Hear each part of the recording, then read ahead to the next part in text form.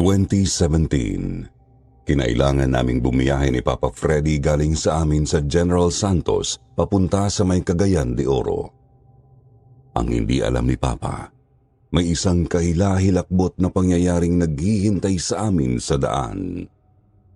Hindi niya alam, pero ilang araw pa lang bago ang biyahe ay ramdam ko na ang lagim. Kinukutuban akong hindi ako padadaanin ng kung sino nang ganun na lang.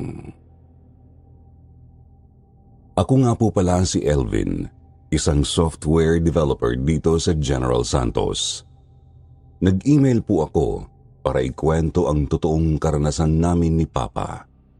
Nangyari ito ilang taon pagkatapos kong gumraduate sa kolehiyo at hindi pa ako nakakapagtrabaho.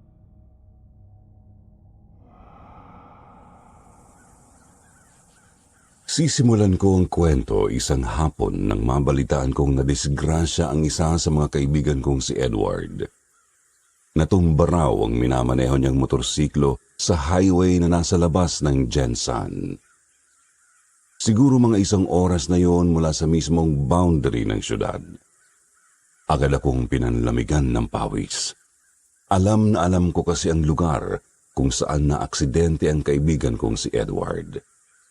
Isa yung highway palabas ng Gensan, tapos meron isang palikong daan na malubak.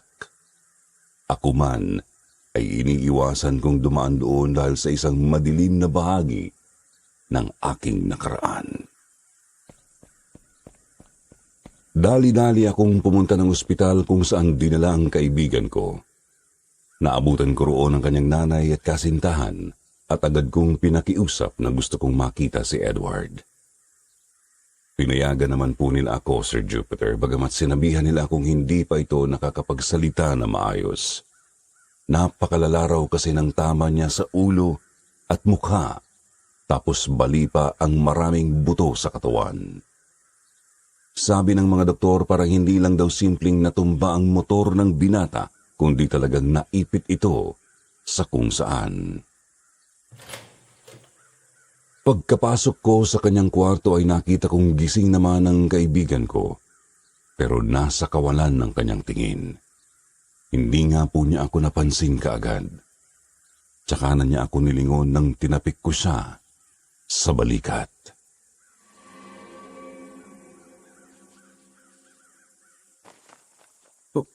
Parang Edward, ano bang nangyari sa'yo? Sabi ko naman maghinay-hinay ka sa motorsiklo eh.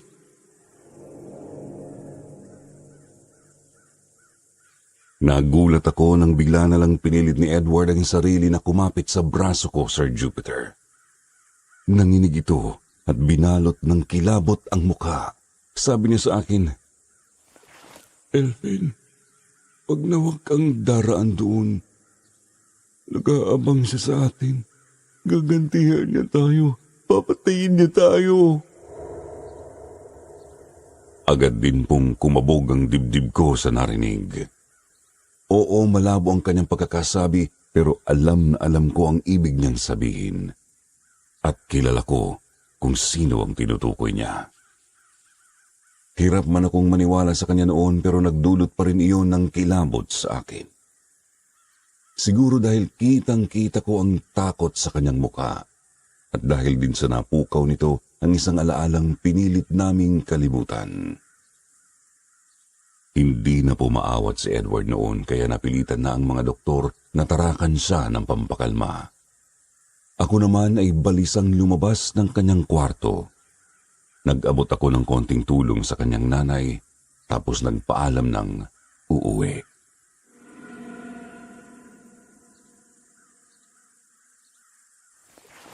Sige po, Nay. Uuwi na po ako. Tawagan niyo na lang po ako kung may update na sa kalagayan ni Edward. Pwede rin po ninyo akong kontakin kapag kailangan niyo ng kapalitan sa pagbabantay dito sa ospital. Wala naman akong ginagawa sa bahay eh. Asahan niyo po, darating ako agad.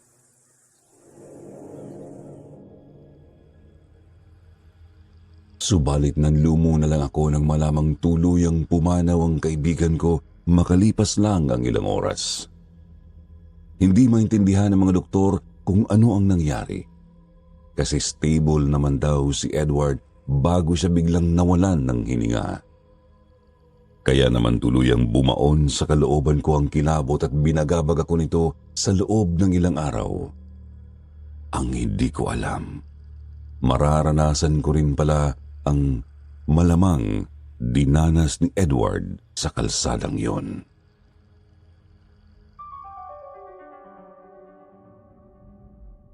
Elvin, anak, samahan mo ko. Pupunta tayo kina Tito Dano mo. Ikaw ang magmamaneo ng pick-up. Hindi pa kaya nitong braso ko eh. Sa susunod na linggo ang alis natin.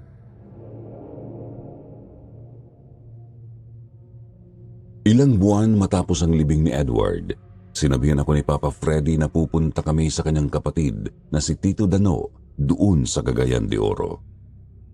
Sinubukan kong tumanggi kasi simula pa lang, ayoko na talaga. Kailangan kasi naming dumaan sa iniiwasan kong kalsada palabas ng syudad.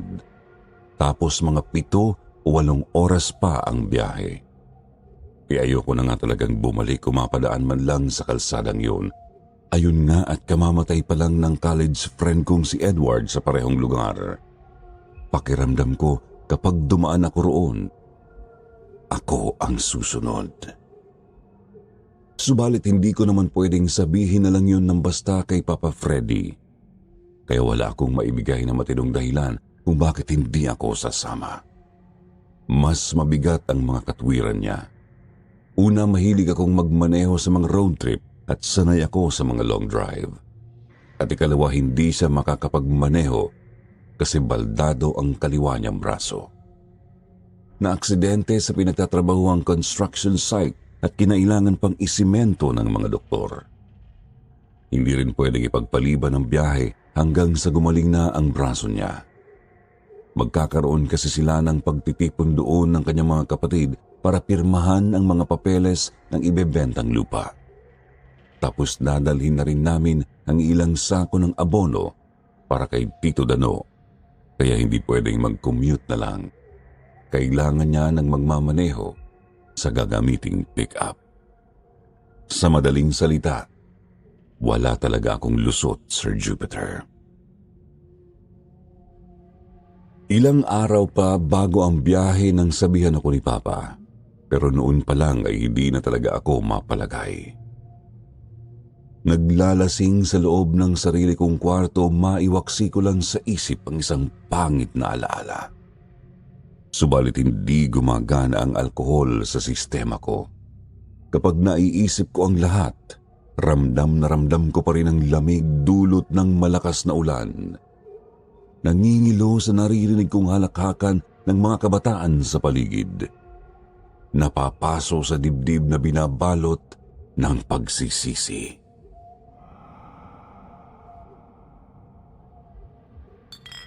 Diyos ko, sana magawa ko ng makalimot. Pagod na ako. Gusto ko na magpahinga.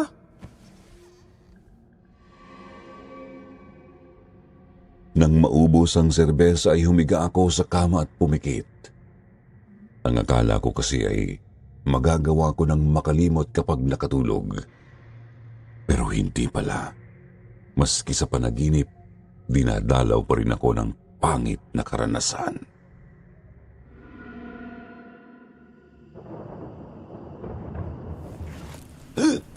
Tama na. Tigilan niyo na ako. Ayoko na. Tama na.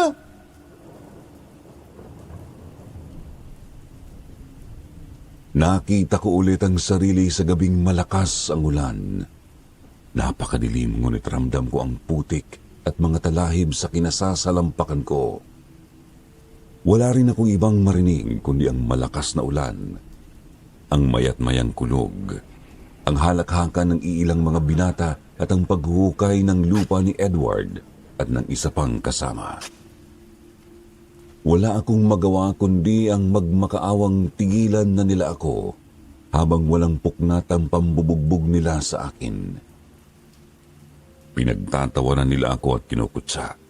Kahit saan ako tumingin, naaaninag ko ang mga anino nila sa dilim. Kita ko rin ang isang van. Mga headlight nito ang tanging liwanag sa madilim na lugar. Kahit tinted ang mga bintana noon, sigurado akong may tao sa driver's seat nito. At sigurado ako kung sino yon. Ilang sandali pa ay tumigil na sa paghuhukay sina Edward. Lalo akong naghumiyaw ng hilain ng iba ang lupaypay kong katawan palapit sa hukay, tsaka inihulog. Nauna ang mukha ko sa lupa. Bali na ang mga braso ko at hindi na rin maigalaw ang mga binti.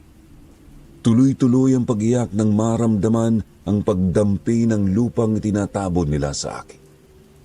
Hanggang sa maramdaman ko na lang ang pagtama ng isang malaking bato sa ulo ko.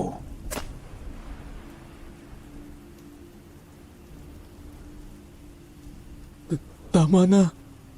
Tama na. Tama na. Tama na.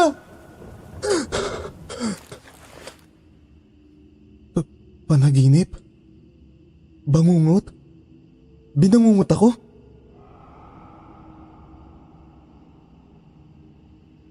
Bangungot. Nagising akong humahangos at pawis na pawis. Hinilamusan ng palad ang sariling mukha. Napatunayan sa sariling hindi pa rin talaga ako nakakalimot sa nangyari. Mabagal na dumaan ang mga araw, Sir Jupiter. Gabi-gabi ay ginagambala ako ng parehong pangungot.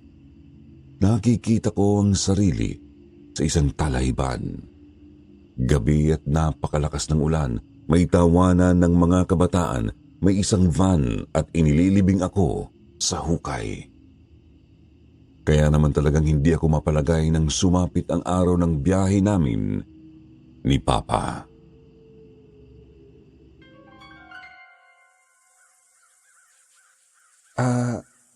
Pa?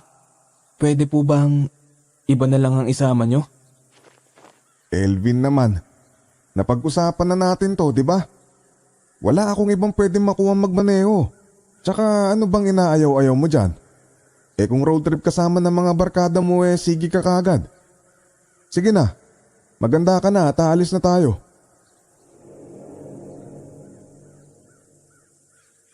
Sa muli ay nakiusap ako kay Papa na hindi ako tutuloy, pero hindi pa rin siya pumayag.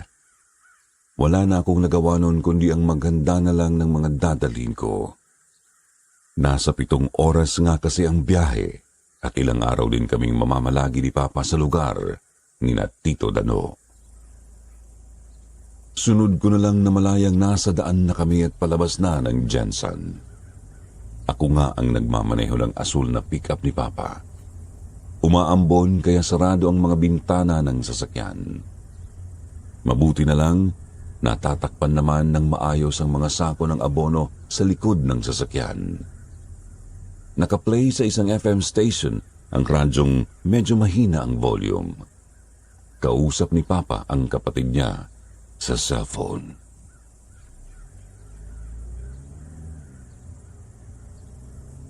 Hindi talaga maganda ang kutob ko sa biyaheng to. Palagay ko, may mangyayaring hindi maganda anumang oras. Ilang sandali pa ay pinatay na ni Papa ang cellphone. Tahimik siyang sumandal sa upuan at pumikit. Siguro napapaidlip na naman dahil sa pain reliever na iniinom.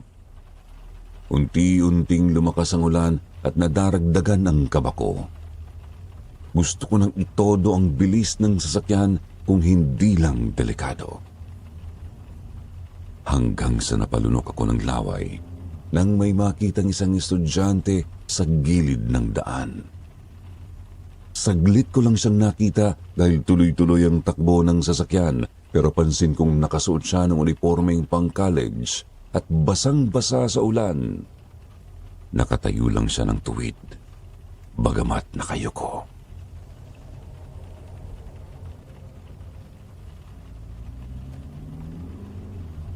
Ano ba, Elvin? Pumalma ka nga. Nagmamaneho ka. Tapos nagpapadala ka sa mga ganyan.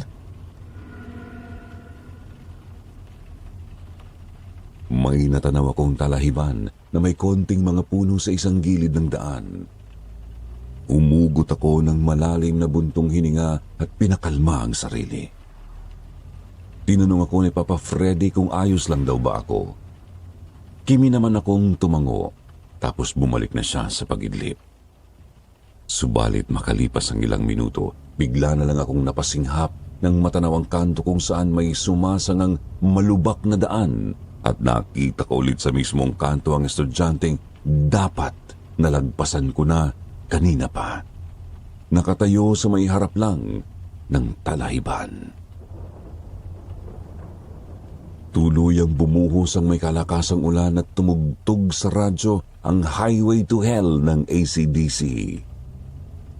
Pinilit kong panatilihin ang pickup sa kalsada kahit nanginginig na ang kalamnan ko. Hindi nakakapasok ang ulan sa loob pero ramdam ko ang lamig nito. Ipinagpapasalamat ko na lang talaga na walang gaanong ibang sasakyan sa kalsada noong mga sandaling yun at baka madisgrasya pa kami ni Papa.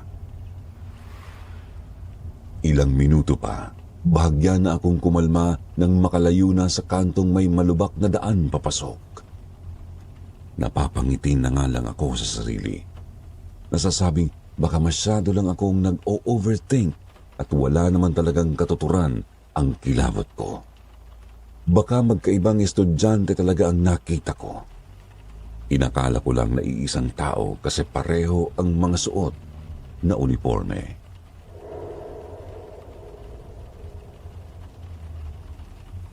Ano ba nangyayari sa akin? Nababaliw na yata ako. Hindi.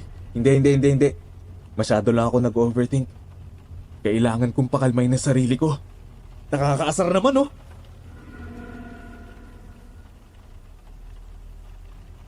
Ipinagpatuloy ko ang pagmamaneho. Tuloy-tuloy pa rin ang ulan at hindi pa natatapos ang Highway to Hell sa radyo. Napapanatag na ako at napapasabay na kay Bon Scott na bokalista ng banda.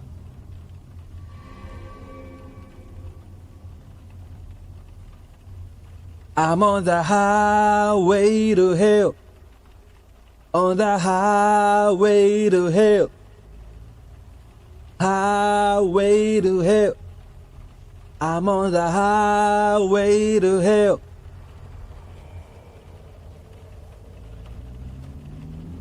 Subalit bigla na lang akong napatigil sa pagkanta na animoy nabulunan nang makita ulit ang talahiban at papalapit na naman ako sa kanto.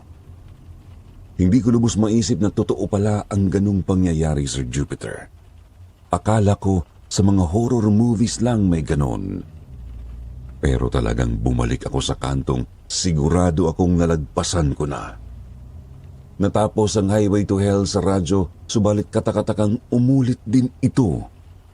Bagay na halos hindi nangyayari sa mga FM stations dati.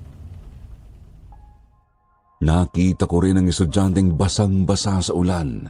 Nakayuko pa rin siya, ngunit napansin kong akma na siyang tatawid.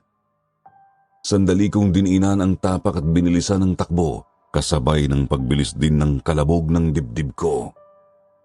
Nanlalamig na ako bagamat pawis na pawis. Nilagpasan ko ang binata at hindi na siya nakitang tuluyang tumawid.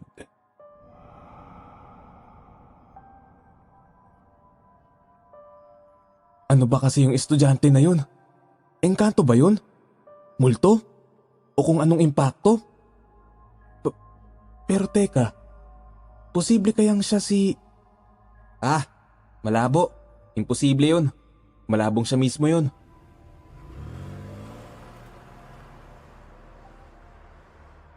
Tinuloy-tuloy ko ang pagpapaharurot. Kita kong tuloy-tuloy naman ang usad ko. Nadadaanan ko ang mga pamilyar na palatandaan paglagpas ng kantong yon, pero di na ako nagulat nang makita ko na naman ang talahiban sa gilid ng daan. Tuloy-tuloy ang malakas na ulan at ang pagtugtog ng parehong kanta sa radyo. Ramdam ko ang pagdaloy ng pawis sa aking noo. Nakita ko ang kanto, wala roon ang binata, subalit nang ibinalik ko ang tingin paharap ay nakita ko siyang tumatawid sa mismong gitna ng kalsada. Bigla akong napapreno ng malakas at napamura sa hangin.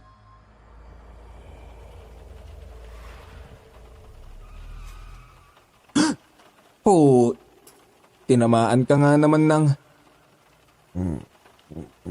May problema ba, anak? Ba't bigla kang pumreno? Akala ko naman nadisgrasya na tayo. Dahil sa biglang hinto ay nagising si Papa. Tinanong niya ako kung ano ang nangyari. Hindi ako kumibo. Napalingon si Papa sa harap at maging siya ay nagtaka rin nang makita ang kanto at ang binatang nakauniforme.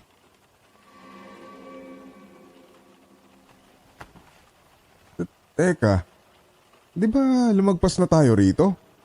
Ba't parang... Hindi maganda to. Ramdam kong naunawaan agad ni Papa Freddy ang nangyayari.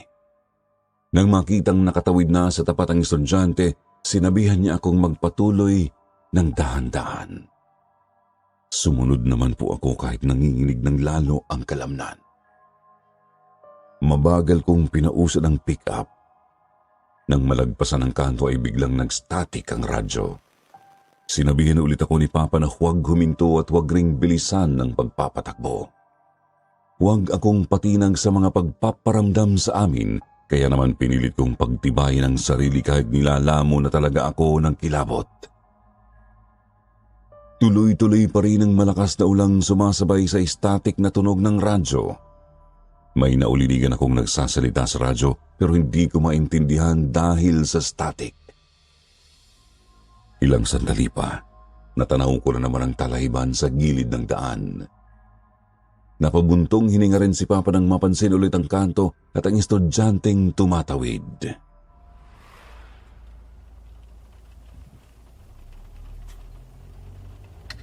Teka nga, itabi mo nga muna.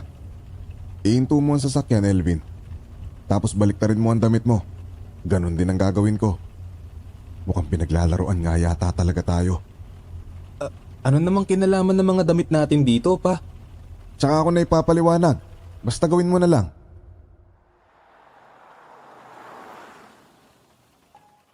Pinahinto ko nga po ang sasakyan at nagbaliktad kami ng damit.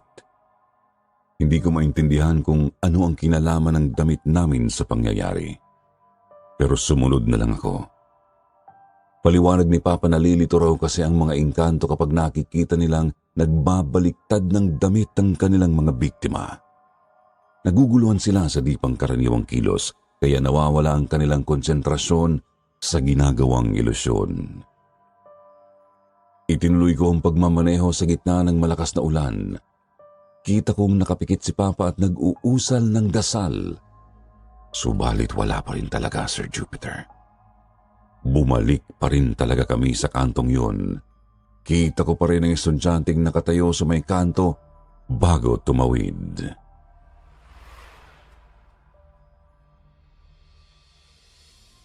Bumalik pa rin talaga tayo, Pa. Ano nang gagawin natin? Ayaw talaga tayong lubayan. Ganito anak, subukan mong palikuin ang sasakyan. Tapos dumiretso tayo pabalik ng syudad. Baka sakaling lubayan na tayo pag ganon. Uwi na lang siguro muna tayo. Paano yung importanteng gagawin nyo kina Tito? Lintik na yan. Hindi rin naman ako aabot doon kung mamamatay tayo rito.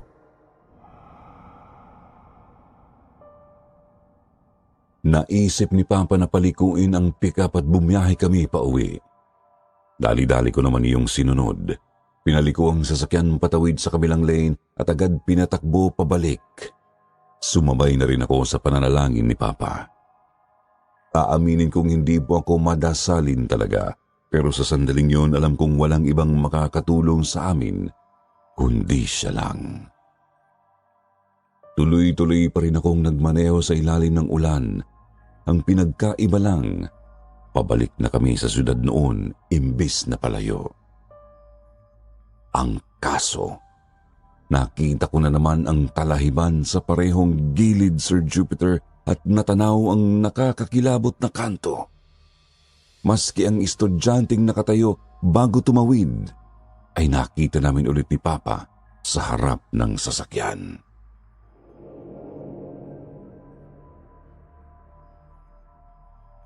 Hayop, ayaw pa rin talaga tayong patakasin pa. Bumalik pa rin tayo sa lintik na kantong to. Napadiin ulit ang tapak ko sa preno. Noon din po ay unti-unti nang lumilinaw ang nagsasalita sa radyo bagamat malakas pa rin ang tunog ng static. Sir Jupiter, halos himatayin ako nang matauhang isang binatang nagmamakaawa ng saklolo ang boses na yun.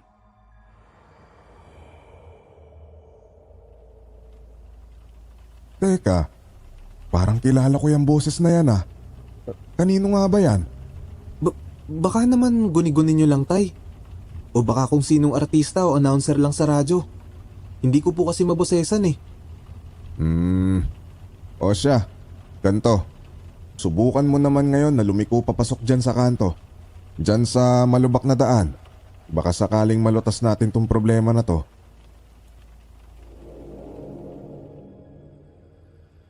Pinilit kong ikaila na hindi ko kilala ang boses ni Jonathan, Sir Jupiter. Subalit napalunok ako sa sinabi ni Papa na pasukin namin ang malubak na daan. Hindi kami pwedeng tumuloy-tuloy at hindi rin pwedeng bumiyahe pabalik. Kaya siguro talagang gusto ng kung sino o anong nilalang na lumiko kami sa kanto. Kinikilabutan man ay tumango na lang ako. May punto naman si Papa kaysa magpabalik-balik lang kami sa may kanto, di ba? Kailangan naming sumubok ng anumang pwedeng paraan. Pinaandar ko ulit ang pick-up at lumiko sa kanto at tinahak ang malubak na daan.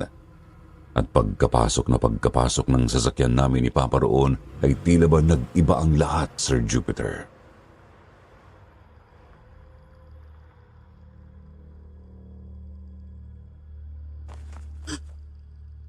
Ano nangyayari?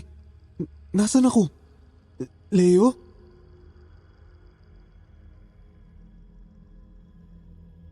Nakita ko na lang ang sariling minamaneho ang isang van papasok sa parehong malubak na daan. Wala na si Papa Freddy sa tabi ko. Malakas pa rin ang ulan at nakatodo ang pagpapatugtog ng Highway to Hell sa radyo. Kasama ko sa loob ang iilang mga binata. 8 sila kasama si Edward at pang-siyam ako. Tapos may ika-10 na nakahiga sa bandang likod. Napagtanto ko agad na binabangungot na naman ako. Hindi ko kasi makontrol ang sarili kong katawan. Tipong pinapanood ko lang ang lahat ng nangyayari hanggang sa napansin kong papalapit na kami sa isang dead end. Puro talahib na sa magkabilang gilid at sa harap. Sabi ng katabi ko na si Leo ipasok ko ng konti ang van sa talahiban. Ginawa ko naman bago huminto sa gitna ng mga damo. Doon sinabi naman niya sa mga kasama naming bumaba na ng sasakyan. Sumunod naman po ang mga ito at ang isa sa kanila na si Tony ay biglang kinaladkad palabas ng sasakyan ang walang malay na binata.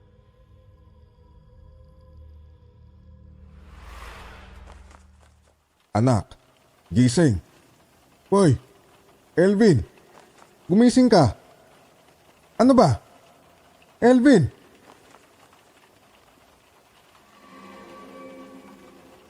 Naputol ang bangungot ko nang maramdaman kong pinagtatapik ni Papa ang balikat ko. Napalingon ako sa kanya at napansing nasa pick-up na naman ako. Nakahinto na rin ang sasakyan namin doon mismo sa may talahiban kung saan ko rin pinarada ang van. Balik na naman sa tunog static ang radyo. Nakiramdam lang ako ng di kumikibo. Maski si Papa, napatahimik na rin habang lumilinga-linga sa mga saradong bintana. Inaaninag ang maulang talahiban sa labas. Nanunuyo na ang lalamunan ko sa kaba at kilabot hanggang sa may itinuro si Papa Freddy sa harap ng pick-up.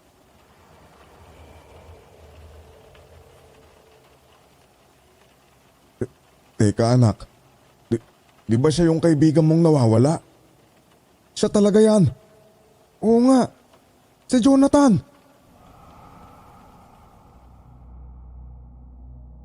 Tumingin naman po ako roon at makita ko ang isang nakaunipormeng lalaki na nakayukong nakatayo, ilang metro mula sa sasakyan. Doon din ay dali-dali kong binuhay ang makina ng sasakyan at mabilis itong pinaatras palabas ng talahiban. Kumabig, lumikod saka nagtuloy-tuloy palabas ng malubak na daan. Sandaling nabulunan ang makitang naroroon din ng parehong estudyante sa kanto, bagamat pinilit ko na lang sariling ituon ang pansin sa pagmamaneho hanggang sa makabalik na kami sa highway. Tinuloy-tuloy ko ang pagpapatakbo ng pickup. Balik na rin sa pangkaraniwang music sa FM station ang tinutugtog ng radyo. Di nga lang kaming nagpakakampante ni Papa at baka hindi pa pala tapos ang kung ano na paglaruan kami. Tsaka na kami nakahinga ng maluwag makalipas ang halos kalahating oras. Yun nga lang, namalayan kong hindi pala pauwi ang biyahe namin kundi ang nauna naming binalak na palabas ng syudad. Medyo nainis ako sa sarili kasi mukhang ayos na kay Papa noon na umuwi na lang kami, pero wala naman sa amin ang may gustong daanan ulit ang kantong yun. Kaya pinagpatuloy na lang namin ang biyahe papuntang CDO.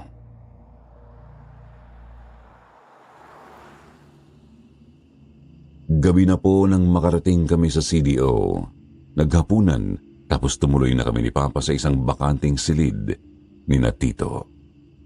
Doon kasi talaga kami natutulog kapag dumadalaw ang pamilya namin.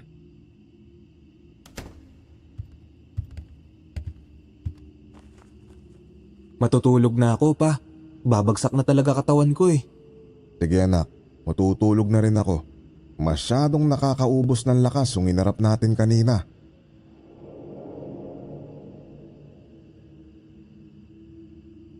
Hindi naman nagtagal ay nilamon agad ako ng antok. Pagod kasi talaga ako at may natitira pang kilabot sa kalamnan ko. Yun nga lang halos inasahan ko nang babangungutin na naman ako noong gabing yun, Sir Jupiter. Natagpuan ko ang sariling nakaupo sa driver's seat ng van ni na Leo. Nakasumsum ang mukha sa manibela.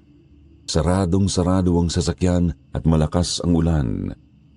Ngunit dinig na dinig ko ang pagmamakaawa ni Jonathan at ang halakhakan ng mga demonyo sa labas.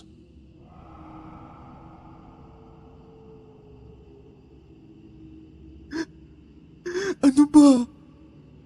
Tama na. Itigil nyo na yan. Itigil nyo na yung kalokohan nyo. Tama na.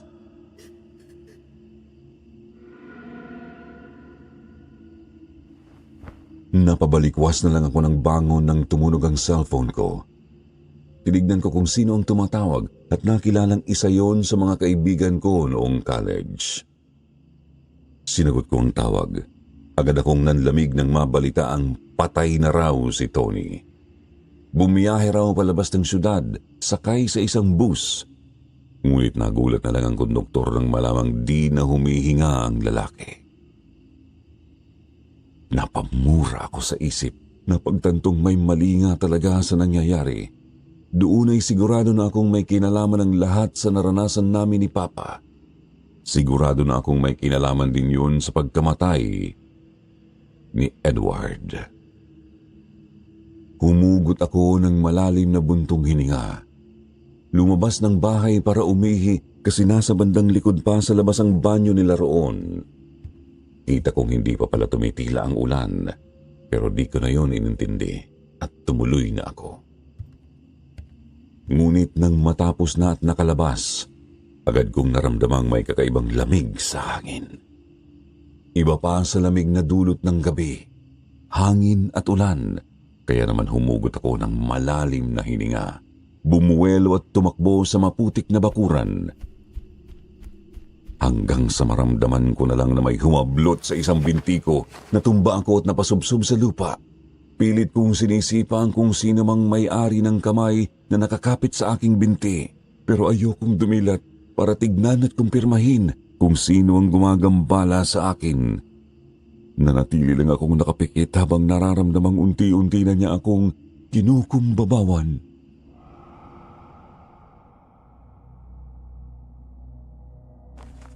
Tama na. Tigilan mo na ako. Lubayan mo na ako, Jonathan. Magpahinga ka na. Tama na, pare. Tama na. Tulong. Tulungan mo ko, Elvin. Tulong. Mabagal, ngunit tuloy-tuloy siyang gumapang sa akin, Sir Jupiter. Tuloy-tuloy din ang pagmamakaawa niyang tulungan ko siya. Nararamdaman ko ang napakalamig niyang palad sa likod ko, sa braso hanggang sa makarating na iyon sa balikat at leeg. Hinila niya ang sarili tsaka itinapat ang bunganga sa tenga ko. Doon na po ako napadilat at agad napasigaw sa nakita.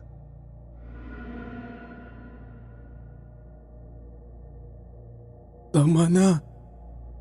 Jonathan. Tama na.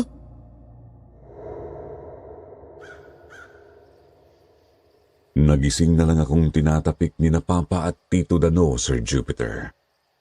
Umaga na, bagamat di pa naman mataas ang araw. Napabalikwas ako at hinabol ang hininga. Nagpalingalinga at nakita ang sariling nakahilata sa bakuran. Agad akong tinanong ni Tito kung bakit daw ba sa maputik na bakuran ako natulog. Si Papa Freddy naman ay napansin ang ilang mga bakas ng kamay sa damit ko.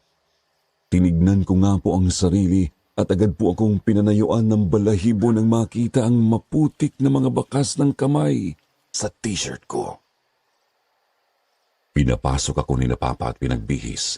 Hindi naman na nila ako kinulit noong araw na yon, bagamat ramdam kong kinukutuban na si Papa at balak na niyang kausapin ako tungkol sa mga kakaibang bagay na naranasan namin. Bagay na hindi naman nangyari sa 4 na araw namin kina Tito. Itinuon ni Papa ang kanyang oras sa mga kailangan niyang gawin doon. Ako naman ay inaaliw ang sarili sa paggala sa bukid at sa ilog, pagkatapos maagang nagpapahinga kapag gabi.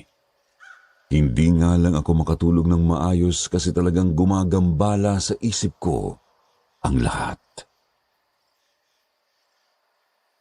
Hanggang sa sumapit ang araw ng pag-uwi namin sa Jensan. Sumakay kami ni Papa Freddy sa parehong asul na pick-up at ako pa rin ang nasa Manibela. Hindi pa man kami nakakalayo kina Tito, kinausap na ako ni Papa.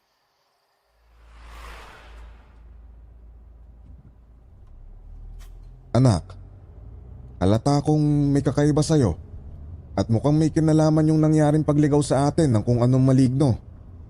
Kung ayaw mong sabihin sa akin yan mas maganda siguro kung ibang daan na lang ang tahakin natin. Baka mas ligtas tayo makakauwi pag nagkataon.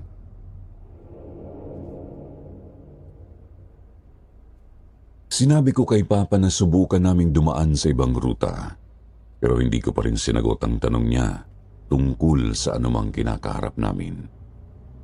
Tuloy-tuloy naman ang biyahe namin, Sir Jupiter. Huminto lang kami para mananghalian tapos lumarga na naman. Sa isang AM station ng mga balita nakatutok ang radyo. Noong mga 1 o 2 oras na lang ay papasukin na namin ang boundary ng syudad. Sinadya ko ng lumiko papunta sa ibang ruta. Padilim na po noon at wala halos ibang sasakyan sa kalsada.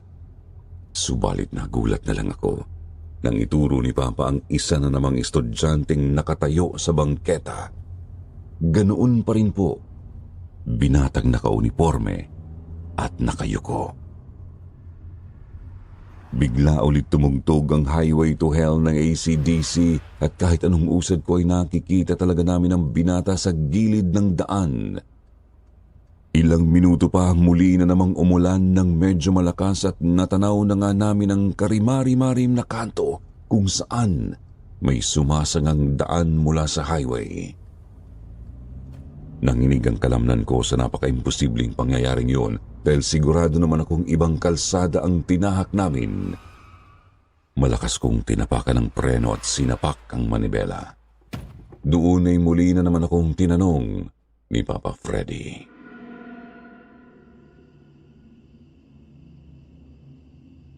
Anak, umamin ka nga sa akin. May nagawa ka bang kasalanan kaya tayo kinagagalitan ng kung sinong engkantong to? Wala. Wala akong kasalanan pa. Wala akong kinalaman. Hanggat hindi mo inaamin ang kung ano mang tinatago mo, hindi talaga tayo makakalabas ng ilusyon na to, Elvin.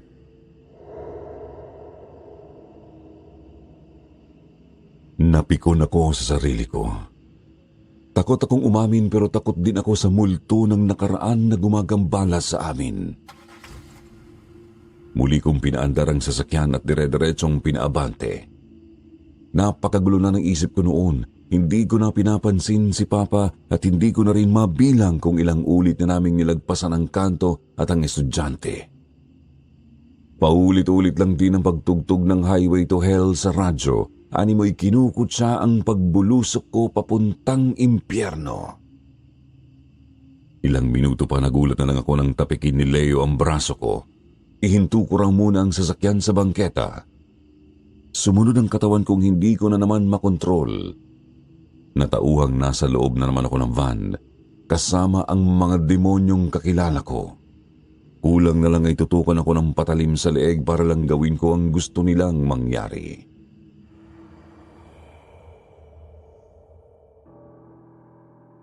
Nagsimula lang naman po kasi ang lahat dahil sa isang basketball game sa pinapasukan naming kolehiyo. Official game yun sa intramurals, pero sinawsawan ng mga estudyanteng akala mo kung sino. Kinausap nila ang kabilang team na magpatalo kapalit ang malaking halaga. Katunayan nga ay agad silang nagbigay ng kalahati sa kabuuang pera. Bagamat sang-ayon ang halos lahat sa kabilang team na magpatalo, iba ang kanila mismong team captain. Lingid sa kaalaman ng kanyang mga kasama. Plano pala niyang umarangkada sa mga huling bahagi ng laro dahil doon ay natalo nga ang team ng mga sisiga-siga sa paaralan namin. At agad ding ipinasauli ng team captain ang naunang binigay na pera. Gaya ng inaasahan ay hindi ito nagustuhan ng mga bugoy. Kaya naman agad silang nagplano na turuan ng leksyon ang team captain. Sa kasamaang palad, kakasali ko lang noon sa grupo ng mga bugoy na yon bago ang intramurals. Nahikayat kasi ako ni Edward na matagal ko ng kaibigan. Ang malala pa, ang best friend kong si Jonathan ang captain ng nakalaban nilang team. Kaya noong nakita ko ang nangyari sa laro, alam ko nang maiipit ako sa gitna ng magkabilang panig.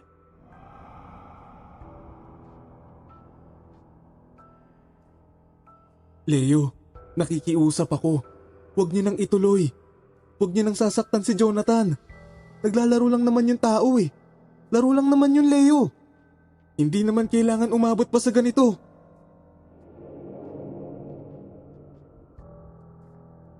Tinutulan ko ang masamang balak nila kay Jonathan, Sir Jupiter. Subalit agad akong kinuwelyohan ng leader naming si Leo at idinikit sa dingding. Pinagbantaan niya akong tatanggalin ako sa grupo, ituturing na kalaban at idadamay sa paparusahan. Natakot ako. Naduwag ako. Kaya tahimik na lang akong napayoko. Gayunpaman napaangat ulit ako ng tingin kay Leo nang sinabi niyang patunayan ko raw ang katapatan ko sa kanila. Utos niya sa akin sumama raw ako at panoorin ang gagawin nila kay Jonathan.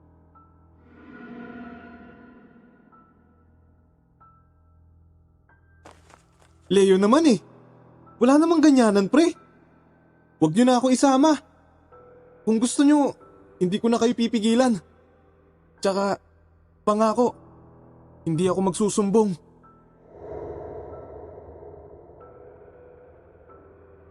Sinubukan kong tumanggi. Nangako akong hindi ako gagawa ng anumang di nila magugustuhan basta wag lang nila akong isama sa binabalak. Subalit isang pagbabantalang ulit ang itinugon ni Leo sa akin.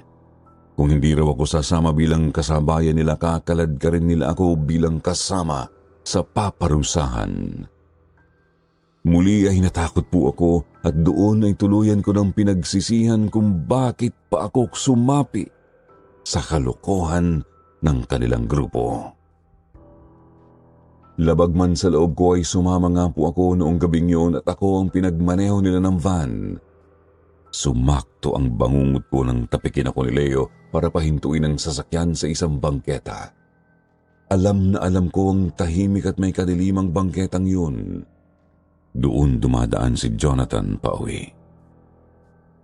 Sir Jupiter, tinambangan po ng grupo ang matalik kong kaibigan saka hinambalos ng 2x2 sa batok.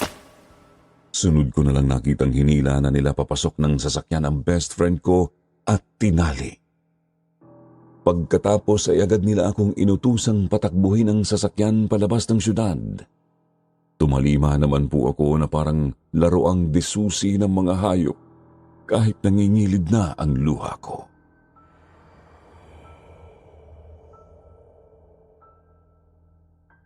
Tol, Jonathan, sana talaga mapatawad mo ko. Hindi ko gusto to. Maniwala ka sa akin. Ayoko masaktan ka nila. Patawarin mo ko, Tol. Patawarin mo ko.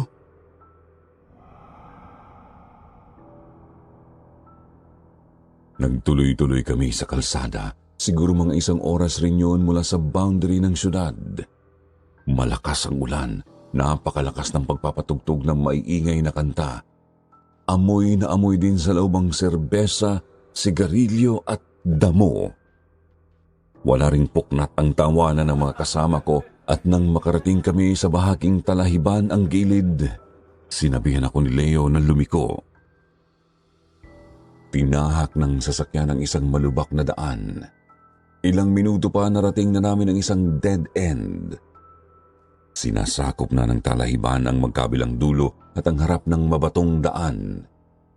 Inutusan ako ni Leo na ipasok pa ng konti ang van sa may talahiban. Nang pinahintunan niya ang sasakyan, agad niyang sinabi sa grupo na bumaba na. Kinaladkad nga ni Tony palabas si Jonathan at tinulungan naman siya ng iba. Di nila alintana ang malakas na ulan. Ang iba sa kanila ay may dalang 2x2 na kahoy at mga pala. Madilim ang paligid kaya inutusan nila akong huwag patayin ang ilaw ng van. Sinuong ng grupo ang talahiban sa may harap ng sasakyan. Hila-hila pa rin nila si Jonathan na unti-unti nang nagkakamalay. Sarado ang van at todo ang volume ng radyo kaya di ko sila marinig sa labas. Pero para bang nasa isip ko na ang kanilang halakhakan at ang malakas na ulan. Pati na ang pagmamakaawa ni Jonathan sa kanila. Napaluha na lang ako noon sa loob ng saradong van at isinubsob ang mukha sa manibela.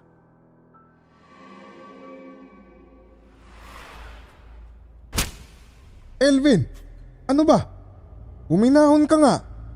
Walang mangyayari kung ganyan ka. Muli akong nagising nang sinapak ni Papa ang mukha ko at agad ko rin tinapakan ng preno. Napahinto ang pick-up sa harap ng kanto. Nang matauhan ay dinig na dinig ko na ang boses ni Jonathan mula sa static na radyo.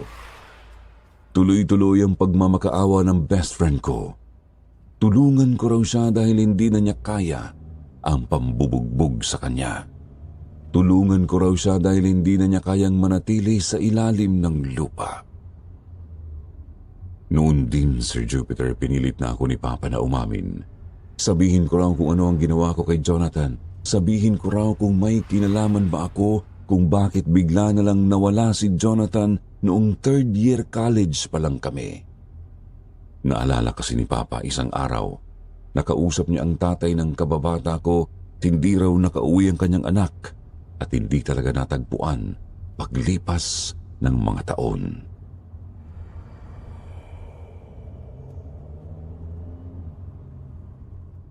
Umamin ka, anak. May alam ka ba sa pagkawala ng kababata mo?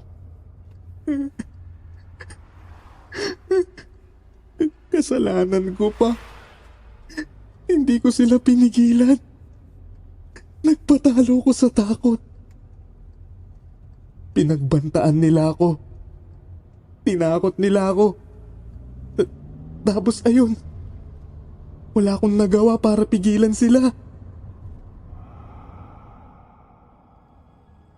Hindi ko na napigil na umamin kay Papa, Sir Jupiter.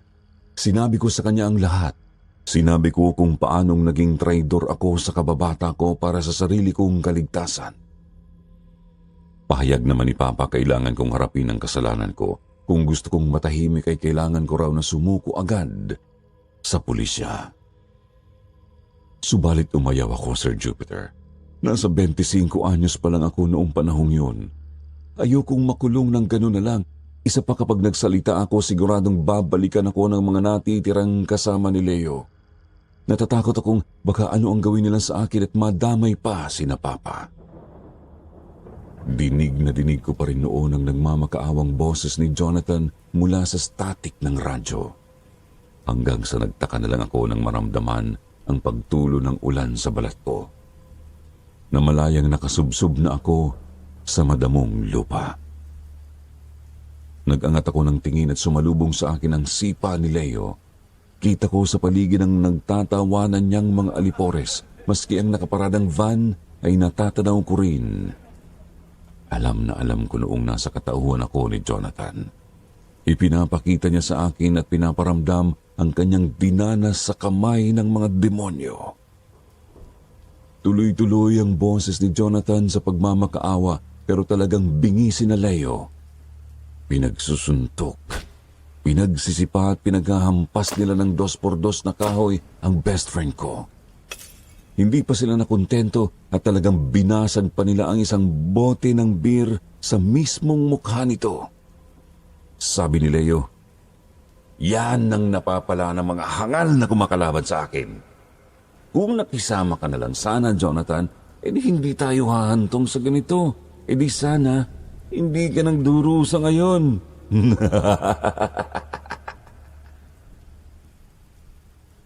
Ilang sandali pa ay napansin ko si Edward na nakatayo lang sa isang tabi. Tinawag siya ni Leo tsaka inabot sa kanya ang pala. Kita kong nanlaki ang mga mata ni Edward. Akma siyang tututol pero tinitigan siya ng matalim ni Leo, kaya naman mabilis na lamang siyang tumalikod at lumakad ng ilang metro papasok sa talahiban. Sumunod sa kanya ang isa pa naming kasamahan na may bitbit ding isa pang pala. Pagkatapos doon siya nagsimulang maghukay. Nadagdagan ang pangamba ni Jonathan nang marinig ang tunog ng pala na sumasaksak sa lupa.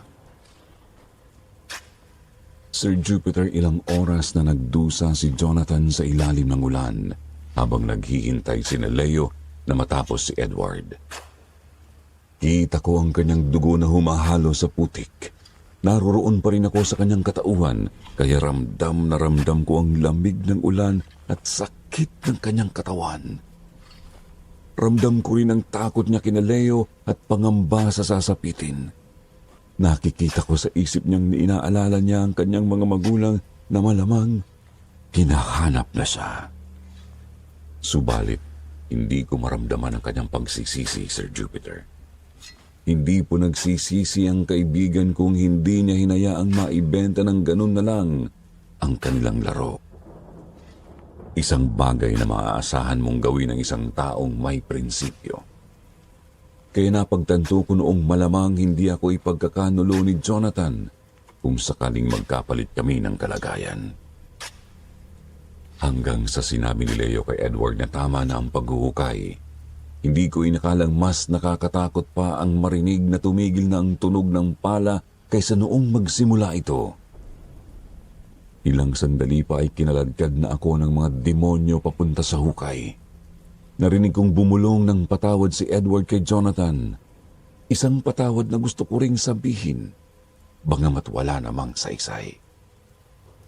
Malakas pa rin ang ulan. Tuloy lumalabas na nakikiramay ang langit sa sinapit ng kaibigan ko. Sunod ko nang naramdaman na tuluyan ang inihulog ni Leo sa mababaw na hukay ang kanilang biktima. Unang humalik sa maputik na lupa ang mukha. Gustong pumalag at kumilos pero hindi na maigalaw ang katawang winasak na ng sugat, pasa at bali. Sunod kong naramdaman ang lupa na tinatapon nila sa ibabaw ng katawan ni Jonathan. Hinayaan na lang ng kaibigan kong mapapikit ang kanyang mga mata habang iniisip pa rin ang kanyang pamilya. Ilang saglit pa, bumagsak na nga sa kanyang ulo ang isang malaking bato bago siya tuluyang nawalan ng malay.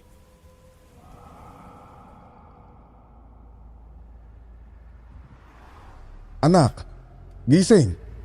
Nawawala ka na naman sa sarili eh. Kung kaya ko lang talagang magmaneho ngayon, kanina pa kita pinalitan.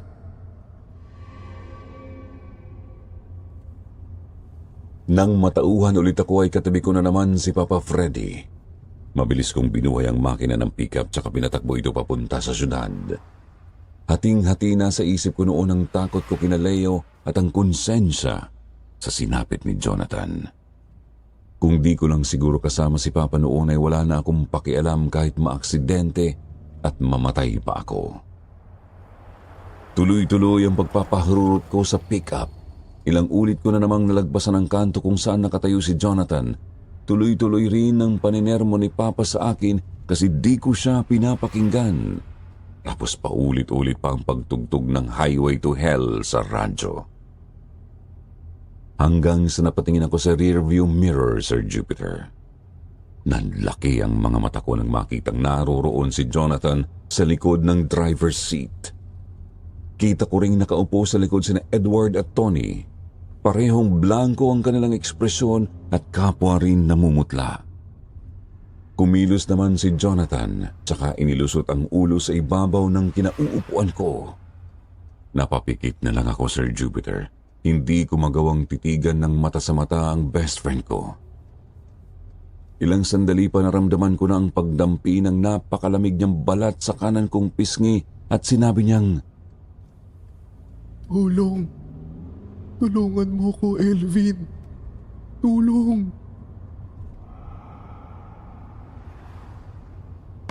Isa pang malakas na tapik ni Papa ang muling nagpagising sa akin.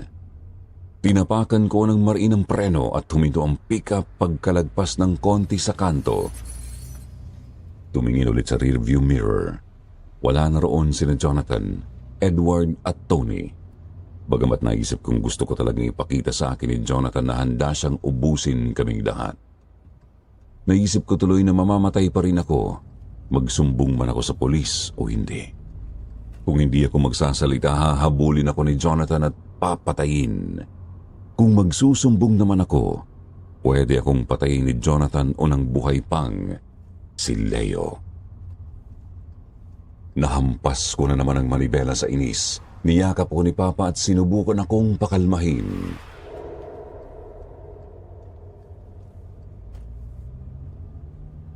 Anak, alam kong nahihirapan kang magdesisyon. Alam kong natatakot ka. Pero ano't ano man, piliin mo sana ang tama, Elvin.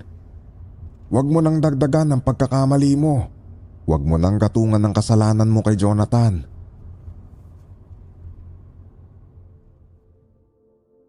Pumikit ako, Sir Jupiter. Huminga ng napakalalim. Makalipas ang ilang minuto, binuhay ko ulit ang makina ng sasakyan at pinatakbo yun papuntang syudad. Tuloy-tuloy hanggang sa makarating kami sa pinakamalapit na police outpost. Natauhan po kasi ako. Kung sa parehong pasya ay mamamatay ako, mas gusto ko nang mamatay nang pinipili ang kung ano ang tama. Mabilis po ang sumunod na mga pangyayari. Hinatid ko si Papa Freddy sa bahay at nang makapagpahinga na siya. Tapos bumalik ako sa police outpost para samahan sila sa talahiban. Itinuro ko sa kanila kung saan mismo nakalibing si Jonathan at nakita nga namin doon ang kung anumang mga nalabi sa kanyang mga buto, ngipin at damit. Sir Jupiter, napakasakit makitang umiiyak sa harap ko ang mga magulang ni Jonathan. Pakiramdam ko maging sila ay pinagkanulo ko rin at lalo pa akong nalusaw nang hindi nila ako sinampahan ng kaso. Ang mahalaga lang daw sa kanila ay nahanap na nila ang mga labi ng kanilang anak.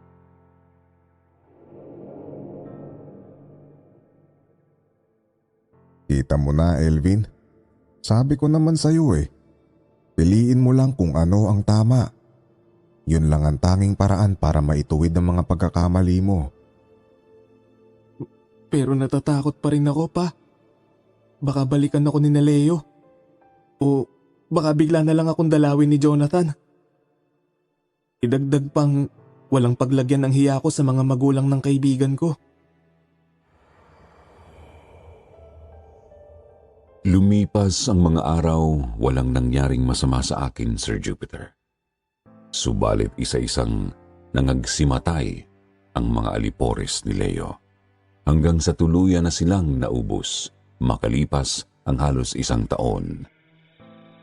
Si Leo mismo ang huli at siya ring pinakabrutal ang pagkamatay. Natagpuan na lamang siyang nakahandusay sa mismong gitna ng kalsada na animoy sinagasaan ng pison.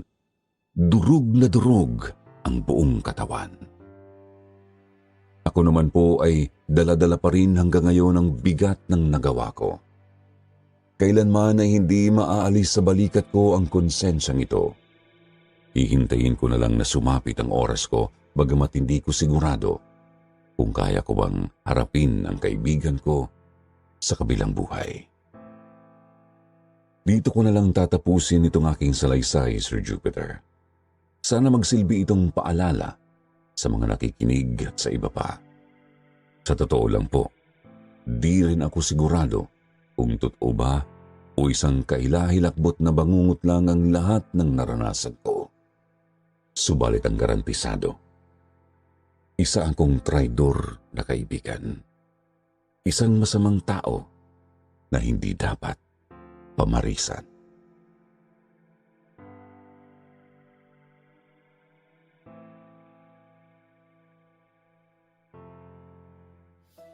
At hindi naman natin pwedeng tapusin ang isang episode kung hindi makapagbibigay ng ngiti sa inyong mga labi. Shout out kay Ana Marie Hugo Reyes, Daniel Ilanan, Zui Masula, Rovic Andrew Moreno, Fatima Al Caliaf, Linda Hernandez, RG Lamoste, Avelina Pamulagan, Yeng Fabilia at Vincent Vlad.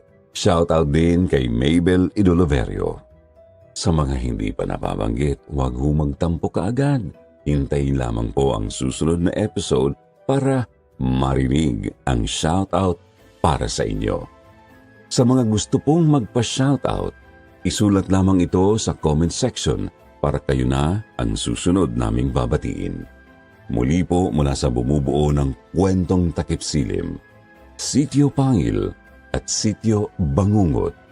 Ito po ang inyong lingkod, Jupiter Torres, nagpapasalamat.